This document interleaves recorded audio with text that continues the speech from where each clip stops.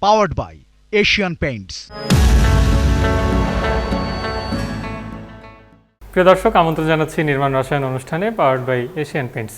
স্থাপত্য, নির্মাণ এবং অন্দরসজ্জা সংশ্লিষ্ট বিভিন্ন বিষয় নিয়ে আমরা এই অনুষ্ঠানে কথা বলে থাকি।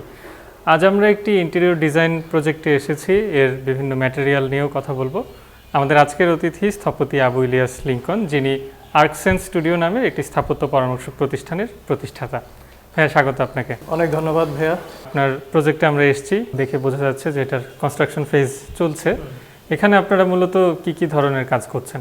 আমাদের এই প্রজেক্টটি মূলত একটা রেসিডেন্সিয়াল প্রজেক্ট। তো এই প্রজেক্টটি মূলত একটা মডার্ন অ্যাপার্টমেন্ট হিসাবে ডিজাইন করা হয়েছিল। তো এই প্রজেক্টে আমাদের ইনভলভমেন্ট মূলত কার্পেন্ট্রি, উডওয়ার্ক যেটা বলি, electrical, paint, plumbing, solution, tiles এবং অন্যান্য রিলেটেড যত ডেকোরেটিভ আইটেমস আছে সেগুলো নিয়ে কার্পেন্ট্রি ওয়ার্কটা আপনারা করছেন এখানে। তো কি ধরনের বোর্ড আসলে ব্যবহার করা হয় একটা ইন্টেরিয়র প্রজেক্টে?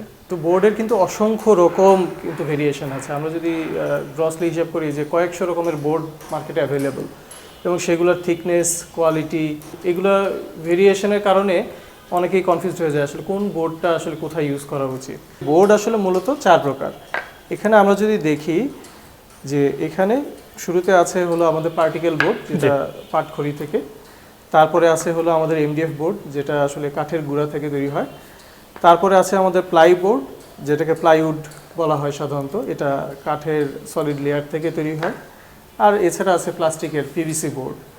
তো এই বোর্ডগুলারই যখন আমরা টপ সারফেস বা ব্যাক সারফেসগুলো হয় ন্যাচারাল ভিনিয়ার অথবা আর্টিফিশিয়াল লেমিনেটস করব, তখন এটার আবার বিভিন্ন রকম নাম হবে। আচ্ছা, ইউজটাও বিভিন্ন রকম ক্ষেত্রে অ্যাপ্রোপ্রিয়েট হবে।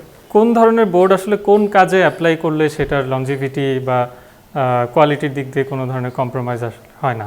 এটা আসলে ডিপেন্ড করে আমাদের ক্লায়েন্টের যে রিকোয়ারমেন্ট, যে উনি আসলে কোন লুকটা চান সেটার উপরে প্রাথমিকভাবে। কেউ যদি উডেন টেক্সচার ফিল চায়, তাহলে আমরা ন্যাচারাল ভিনিয়ারের ক্ষেত্রে আমরা ন্যাচারাল ভিনিয়ারের যে বোর্ডগুলো, ভিনিয়ার বোর্ড একটা ইউজ করতে পারি। এখন যিনি ভালো কোয়ালিটি চাবেন তিনি প্লাই ভিনিয়ার ইউজ করবেন, যিনি ভিতরে লেয়ারটা প্লাই হবে কিন্তু উপরে টপ সারফেসটা ভিনিয়ারই হবে। যিনি একটু আবার কস্ট ইফেক্টিভ চাবেন তার জন্য হচ্ছে অ্যাপ্রোপ্রিয়েট যে এমডিএফ অথবা পার্টিকেল ভিনিয়ার। সাধারণত প্লাই ভিনিয়ার, এই এমডিএফ ভিনিয়ার বা পার্টিকেল ভিনিয়ার আছে, তো একটু টেকসই হবে, একটু দামেও একটু বেশি হয়। আর অনেকে আছে যে মনে করেন যে লেকার করলে অনেক সময় বছরের পর বছর আসলে এটা ভালো থাকে না, অনেক সময় ময়লা হয়ে যায়, বা লেকার আবার করানো ঝামেলা, বা পলিশার আবার করানো ঝামেলা। তো তাদের জন্য বিকল্প সলিউশন হিসাবে আছে লেমিনেট সিরিজের, এটা এইচপিএল হতে পারে বা ইউভি বোর্ড হতে পারে। এগুলোর মধ্যেও উডেন টেক্সচার আছে যেগুলো আগে থেকেই ফিনিশ করা ম্যাটেরিয়াল, মানে আর্টিফিশিয়াল লেমিনেট, তো সেক্ষেত্রে এটা ফিনিশ করা ম্যাটেরিয়াল হিসেবেই থাকে। তো আপনি আসলে চয়েস ওয়াইজ ভ্যারিয়েন্টটা ব্যাখ্যা করলেন, কিন্তু একটু যদি ক্লাসিফিকেশন অনুযায়ী যাই, যেমন পিভিসি বোর্ড, এই পিভিসি বোর্ডটা আমরা কোথায় ব্যবহার করতে পারি? পিভিসি বোর্ডটার মূলত ব্যবহার হচ্ছে যেখানে বেশিরভাগ পানি থাকবে, স্যাঁতস্যাঁতে আবহাওয়া, বা ধরেন ওয়াশরুম, স্পেশালি ওয়াশরুম বা কিচেনের লোয়ার পার্ট, যেখানে সবসময় একটা আর্দ্র একটা আবহাওয়া থাকবে, সেই জায়গাগুলোর জন্য পিভিসি মূলত অ্যাপ্রোপ্রিয়েট। কিন্তু পিভিসি বোর্ড ব্যবহার করার ক্ষেত্রে একটা জিনিস আমাদের মাথায় রাখতে হবে, পিভিসি ম্যাটেরিয়ালটা এটা ফায়ারের জন্য একটু সেন্সিটিভ, সো একটু কেয়ারফুলি থাকতে হবে, কারণ এখানে আগুন ধরলে কিন্তু সহজে আর ইয়ে হবে না। কিন্তু পানিতে এটা কোনো অসুবিধা নেই, পানিতে ডুবে থাকলেও কোনো সমস্যা নেই। আর পিভিসি কিন্তু এখন ওই টেক্সচার পিভিসিও পাওয়া যায়। আপনি দেখবেন যে মার্বেল টেক্সচার বা উডেন টেক্সচার বা সলিড বিভিন্ন রকম কালারের টেক্সচারের পিভিসি পাওয়া যায়, যেগুলো ইভেন পেইন্টও করতে হয় না বা লেমিনেশনও এক্সট্রা করে করতে হয় না, জাস্ট কেটে ক্যাবিনেট বানালে আর এজিং করে দিলেই এটা দিয়ে ফিনিশিং হয়ে যায়। শুধু একটা জিনিস একটু মাথায় রাখা ভালো, যে খুব সব জিনিস আবার পিভিসি দিয়ে করা যায় না, কারণ পিভিসি বোর্ডটা একটু দুর্বল, অন্যান্য বোর্ডের তুলনায় পিভিসি বোর্ডটা একটু দুর্বল হয় আর কি। অনেকে ভয় পান যে বাসায় সিলিং করব বা ওয়ালে প্যানেলিংয়ের কাজ করব, কিছুদিন পরে সেখানে উই পোকা দেখা দেবে কিনা। আসলে এই জিনিসটা হতো ঠিক আরও 10 বছর আগে, যখন আসলে মার্কেটে খুব বেশি বোর্ড ছিল না। ওই সময় যে বোর্ডগুলো পাওয়া যেত এগুলো একটু তুলনামূলক লো গ্রেডের বোর্ড ছিল। তো তখন বেশিরভাগ ক্ষেত্রে আমরা ওই বোর্ডের প্রোটেকশনটা বুঝতাম না সবাই। তো সেক্ষেত্রে দেখা যেত ব্যাক লেয়ারের যে সারফেসটা, সেটাকে কোনো রকম পেইন্ট না করে বা কোনো রকম প্রোটেক্টিভ লেয়ার না ইউজ করে আমরা পিছনে রেখে দিয়েছি। তো তখন এটা ওই পোকার ইনফেস্টেশন যেটা বলছেন সেটাও সত্যি হতে পারে, সাথে হওয়ার কারণে ফাঙ্গাসে চলে আসতে পারে। আর স্টিল নাও এখনও বি গ্রেডের বা লো কোয়ালিটি বোর্ডের এখনও আছে মার্কেটে, যেগুলোতে আসলে অ্যান্টি টার্মাইট কেমিক্যাল ইউজ করা হয় না। তো সেই বোর্ডগুলোতে কিন্তু ঘুণেও ধরতে পারে, ফাঙ্গাসও আসতে পারে, কিন্তু আপনি যদি এ ক্লাসের যে বোর্ডগুলো, সেই এ ক্লাসের ব্র্যান্ডগুলোই ব্যবহার করেন, তাহলে দেখবেন যে ওই বোর্ডগুলোতে আপনার স্টিকারেই উল্লেখ করা থাকে যে অ্যান্টি টার্মাইট, মানে তারা যে র ম্যাটেরিয়ালস বা কেমিক্যাল যেটা আসলে ব্যবহার করছে প্রসেস করার ক্ষেত্রে। গর্জন নিয়ে অনেকের আগ্রহ এবং অনেকে মনে করে থাকেন যে উডেক্স বা জুটেক্স বা পার্টেক্স যেটা আমরা দেখছি, আপনি পাটখড়ির কথা বলছেন, এটা সবচেয়ে দুর্বল বোর্ড, পানিতে নষ্ট হয়ে যায়, পচে যায়, সেক্ষেত্রে সব কিছুতে আমি গর্জন ব্যবহার করব, সিলিং থেকে শুরু করে যাবতীয় যা কিছু আছে। এই ব্যাপারটা যদি আপনি একটু ব্যাখ্যা করতেন আসলে, যে কোথায় আসলে কোনটা অ্যাপ্লাই করা দরকার। পার্টিকেল বা এমডিএফ এর চাইতে গর্জন ডেফিনেটলি এটা স্ট্রং বোর্ড এবং টেকসই বোর্ড, কিন্তু আমাদের আসলে কস্টের বিষয়টা সবসময় মাথায় রাখতে হয় যে যখন একটা প্রজেক্টে A to Z সব জায়গায় আমরা প্লাই ব্যবহার করা শুরু করি, তখন আমাদের কস্ট কয়েক গুণ বেড়ে যায়। তো দেখা যায় যে ওভারঅল প্রজেক্টের ক্ষেত্রে এই কস্ট আর তখন ক্লায়েন্টের রিচের মধ্যে থাকে না। তো তখন যেটা অল্টারনেটিভ করতে হয় যে প্লাইয়ের বদলে তখন আমাদের অন্যান্য বোর্ড যদি আমরা ব্যবহার করি, যে আমরা প্লাইয়ের বদলে আমরা লেমিনেটেড বোর্ড যদি ব্যবহার করি, এবং লেমিনেটেড বোর্ডের এই সারফেস, সব সারফেস যদি আমরা টোটালি প্রোটেকশন দিয়ে নিতে পারি, যে আমার সাইড, ক্যাবিনেটের ব্যাক সাইড, ক্যাবিনেটের তলার সাইড, উপরের সাইড, এগুলো যদি প্রোটেকশন দিয়ে নিতে পারি, তাহলে এটা কিন্তু প্লাইয়ের কাছাকাছি সময় পর্যন্তই কিন্তু টেকসই হবে। সো আপনি কিন্তু ওই প্লাইয়ের খরচের চেয়ে অর্ধেক দামেই কিন্তু আপনি অন্য বোর্ড দিয়েও সেরকম স্থায়িত্ব পেতে পারেন। সিলিংয়ের ক্ষেত্রে যেহেতু একটা ওয়েটেরও ইস্যু থাকে, যে জিনিসটা যেহেতু ঝুলে থাকছে উপর থেকে, সেক্ষেত্রে কোন ম্যাটেরিয়াল আপনারা ম্যাক্সিমাম ক্ষেত্রে ইউজ করে থাকেন? সাধারণত রেসিডেন্সিয়াল প্রজেক্টে কমার্শিয়াল বোর্ডই ব্যবহার করা হয়। তো সাধারণত অনেকে পার্টেক্সের বোর্ড ব্যবহার করে। তো পার্টেক্স বোর্ড ব্যবহার করার কারণ হচ্ছে এটা লাইট ওয়েট। তো সিলিং যেহেতু ওটা একটা সাসপেন্ডেড একটা জিনিস থাকবে, তো যত হালকা হবে তত ভালো। তো সেই ক্ষেত্রে আরেকটা বিষয় যে এই বোর্ডটা যদি ওয়াটারপ্রুফ হয় তাহলে এটা আরও ভালো হয়, কারণ সিলিংয়ে অনেক সময় এসির পাইপলাইন যায় বা অনেক সময় প্লাম্বিংয়ের পাইপলাইন যায়, সেগুলো থেকে পানি লিক হতে পারে। তো এই লিক হলে যাতে বোর্ডটা একদম পার্মানেন্টলি শুরুতেই নষ্ট না হয়ে যায়, সেক্ষেত্রে ওয়াটারপ্রুফ বিভিন্ন বোর্ড বাজারে আছে, সেগুলো ইউজ করতে পারলে ভালো হবে। এবারে এইচপিএল নিয়ে একটু কথা বলতে চাই ভাইয়া। এইচপিএল আসলে কোন ক্ষেত্রে ব্যবহার করা হয় এবং এইচপিএল জিনিসটা আসলে কি? এইচপিএল বোর্ড বলতে আসলে মার্কেটে যেটা বোঝানো হয় সেটা হচ্ছে আমরা টপ লেয়ারের যে সারফেসটা যেটা আমরা দেখব, এরকম একটা ফর্মিকা শিট আমরা উপরে পেস্ট করব, এবং সেটা সাধারণত আমরা করা হয় হচ্ছে একটা মেশিনে প্লাইয়ের উপরে, এবং পিছনে একটা লাইনার বলে যেটা পাতলা ফর্মিকা, সেটা একটা লাগানো হয়। তো এই তিনটার কম্বিনেশনকে আমরা সাধারণত এইচপিএল বলে জানি। এটা একটা এইচপিএল এর ক্যাটালগ, যেখানে আমরা দেখতে পাবো যে প্রতিটা টেক্সচারের এইচপিএল এর তিন ধরনের ভেরিয়েশন হয়। তো এটা গ্লসি, হাই গ্লস ফিনিশ, এটা হচ্ছে ম্যাট ফিনিশ, আর এটা একদম রাফ ফিনিশ যেটা একদম হাতে বাজবে। তো সাধারণত এই তিন রকমেরই কিন্তু এইচপিএল হয়, এবং এটা যেরকম আসলে মার্বেল একটা লুক আসছে, এটাও আরেকটা মার্বেল লুক আছে। আমরা যদি আরও একটু সামনে যাই তখন আমরা এরকম উডেন টেক্সচারের ভিতরেও পাবো, সলিড টেক্সচারের ক্ষেত্রে পাবো। আমরা মোটামুটি প্রচলিত বেশ কিছু বোর্ড নিয়ে কথা বললাম, এর বাইরে ভিন্ন কিছু আছে কিনা? হ্যাঁ, এর বাইরে যদি আমরা চিন্তা করি যে ওয়াটারপ্রুফ বোর্ডের চাহিদা বাংলাদেশে সবসময়, আর ওয়াটারপ্রুফ বোর্ডের ক্ষেত্রে আসলে এখন প্লাই বলেন বা এমডিএফ বলেন বা পার্টিকেল বলেন, এই সব ভেরিয়েশনেই ওয়াটারপ্রুফ বোর্ড এখন মার্কেটে অ্যাভেলেবেল আছে। এখানে পানিতে ভিজানো আছে অনেকগুলো বোর্ড। তো সাধারণ যে বোর্ডগুলো সেগুলো আসলে অলমোস্ট ফুলের দ্বিগুণ হয়ে গিয়েছে, বাট যেগুলো ওয়াটারপ্রুফ বোর্ড সেগুলো আপনারা যদি দেখেন যে এগুলোর আসলে তেমন একটা কিছু হয়, পার্টিকেল হওয়া সত্ত্বেও, পার্টিকেল এমডিএফ এবং প্লাই হওয়া সত্ত্বেও এগুলো কিন্তু কিছুই হয়নি। এগুলো এমনকি এরকম বোর্ড আছে মার্কেটে যে 2 দিন 3 দিন পানিতে ডুবানো থাকলেও কিছু হবে না। ফায়ার রেটিং এর বিষয় নিয়ে যদি কিছু বলেন। এখন ম্যাগনেসিয়াম বোর্ড নামে একটা বোর্ড আছে, যেটা আসলে পানি বা আগুন কোনোটাতেই ক্ষতি হওয়ার কথা না। আমরা মোটামুটি আমাদের আলোচনার শেষ দিকে চলে এসেছি ভাইয়া। আপনি অনেক ধরনের বোর্ডের অ্যাপ্লিকেশন, কোয়ালিটি, টেক্সচার এবং ভ্যারিয়েশন নিয়ে কথা বলেছেন। কোয়ালিটি কন্ট্রোল যেটা মোস্ট ইম্পর্টেন্ট ইস্যু, কারণ সব ক্লায়েন্টদের প্রশ্ন ঘুরে ফিরে সেই প্রশ্নগুলোই, যে পোকা ধরবে কিনা বা পানিতে ভিজে নষ্ট হয়ে যাবে কিনা, অথবা স্থায়িত্ব বেশি দিনের হবে কিনা। তো সেই ক্ষেত্রে পার্টিকেল বোর্ডগুলোকে কিভাবে মেনটেন করলে, বা যখন আপনি অ্যাপ্লাই করছেন ডেকোরেশনের সময়, তখন কোন কোন বিষয় মাথায় রাখলে এর কোয়ালিটি কন্ট্রোলটা ইজি হয়? আসলে আমাদের বোর্ডের ক্ষেত্রে খেয়াল রাখা লাগবে যে কোর ম্যাটেরিয়ালস যাই হোক, আমাদের প্রতিটা সারফেস যেই সারফেসগুলো এক্সপোজড আছে, এটা ফ্রন্ট হোক, এটা ব্যাক হোক, অথবা সাইড হোক, এই চারপাশ আমাদের যে কোনোভাবে প্রোটেক্টেড করতে হবে। এজগুলো দিয়ে যদি আমরা এজ ব্যান্ড ব্যবহার করি প্রপারলি সবগুলো সারফেসে, সেটা তাহলে এটা একটা ভালো প্রোটেকশন দিবে।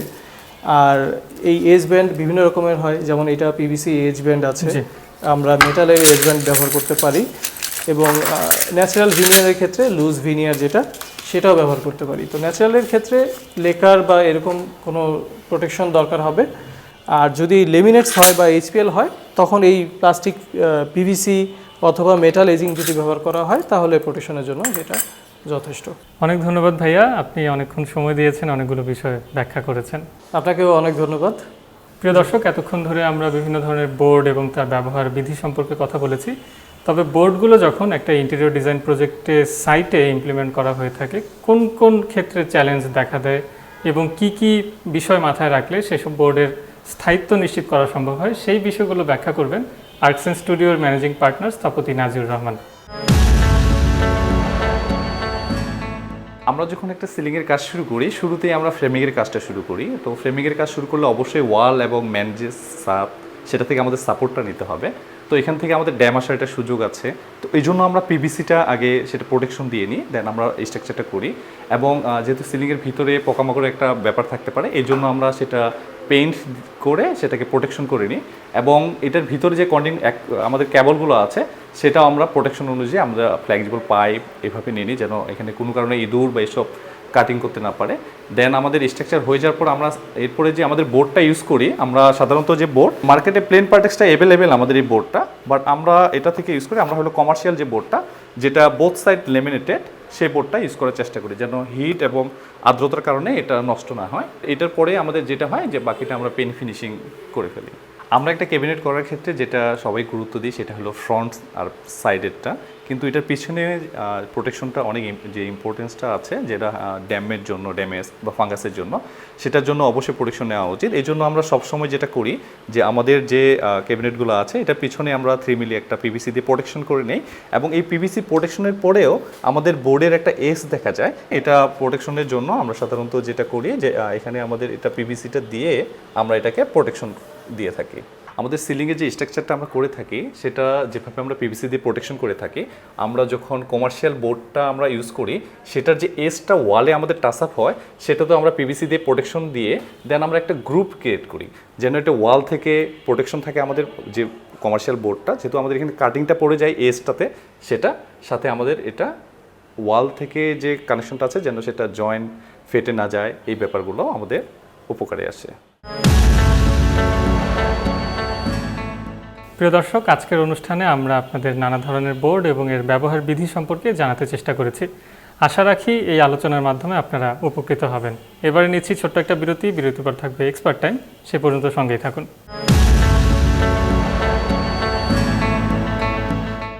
Powered by Asian Paints. প্রিয় দর্শক, বিরতির পর নির্মাণ রসায়ন অনুষ্ঠানে আরও একবার স্বাগত জানাচ্ছি। এবারে থাকছে এক্সপার্ট টাইম। সবাইকে স্বাগত জানাচ্ছি আজকের এশিয়ান পেইন্টস এক্সপার্ট টাইমে। আজকে আমাদের সাথে আছেন মিস্টার এমি তাহির, যিনি একই সাথে আরবান প্ল্যানার এবং এনভায়রনমেন্ট স্পেশালিস্ট। কেমন আছেন? আলহামদুলিল্লাহ, ভালো আছি। আপনি তো নিয়ার অ্যাবাউট 18 বছর ধরে কাজ করছেন, যেখানে আপনার এক্সপিরিয়েন্স আছে আসলে বিভিন্ন ম্যাটেরিয়ালস নিয়ে কাজ করা, অ্যাজ ওয়েল অ্যাজ আমি যদি বলে থাকি ইউএন প্রজেক্টগুলো নিয়ে আপনি কাজ করে থাকেন। একটু ছোট করে যদি আপনার এক্সপিরিয়েন্সটা আমাদেরকে বলতেন। ধন্যবাদ আপনাকে।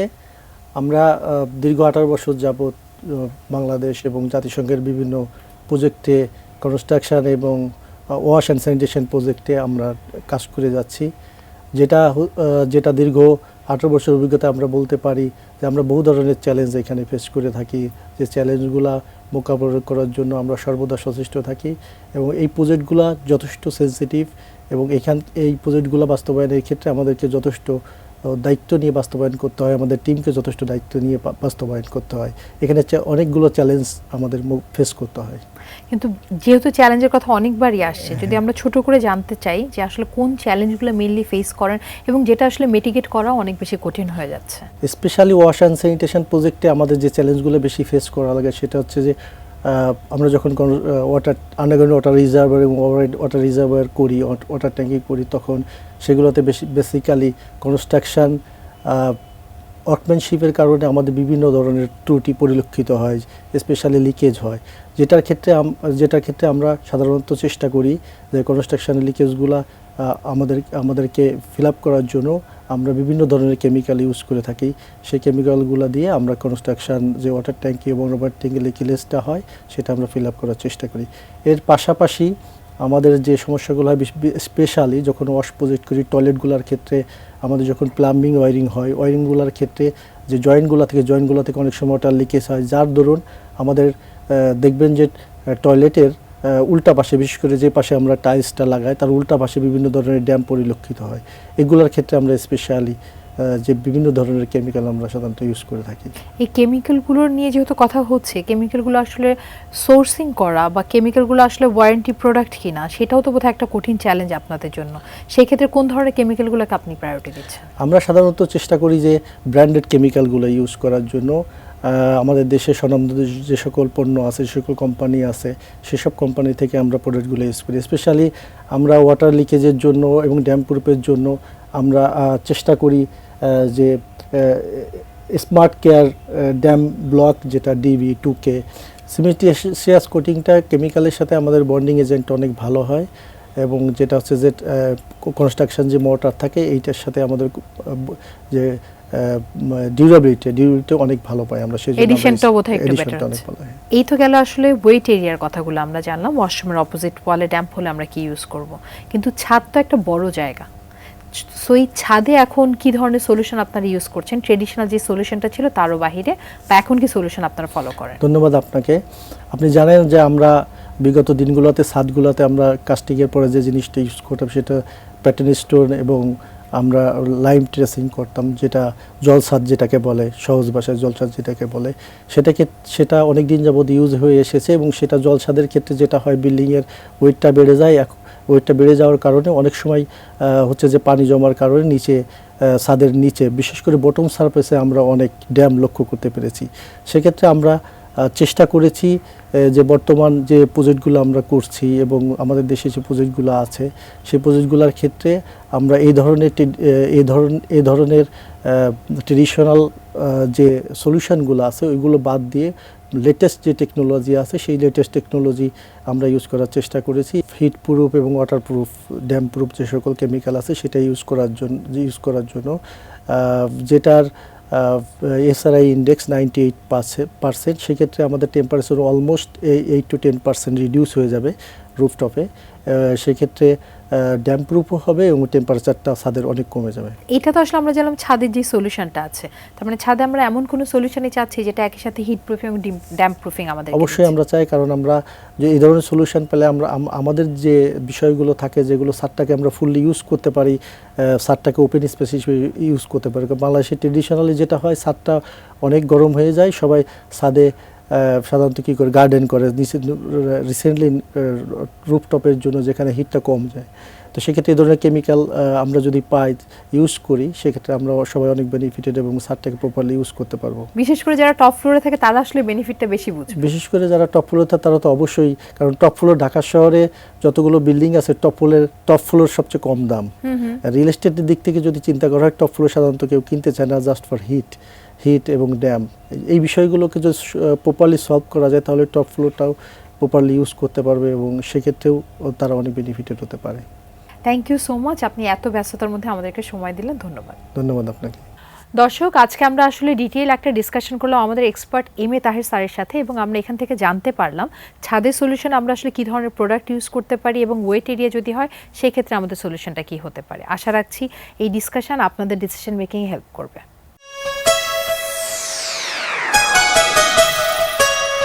এই ছিল আমাদের আজকের অনুষ্ঠান। আপনার যদি কোনো প্রশ্ন, মতামত বা পরামর্শ থেকে থাকে জানাতে পারেন স্ক্রিনে দেখানো ইমেল ঠিকানার মাধ্যমে। ভালো থাকুন, সুস্থ থাকুন। আশা রাখি আগামী সপ্তাহে ঠিক একই সময় আবারও দেখা হবে নতুন কোনো বিষয় নিয়ে।